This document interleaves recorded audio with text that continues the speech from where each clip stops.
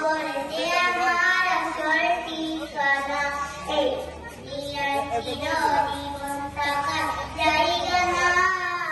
অন্ধকার খবর যে আমার আসল ঠিকানা সবাই বুঝবো তখন নবীর বিদে আপন কেউ নয় সবাই বুঝবো তখন নবীর বিদে আপন কেউ নয়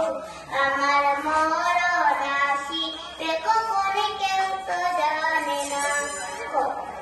যে মা বাবাকে দেখা যাবে না যাকে তিনি হলেন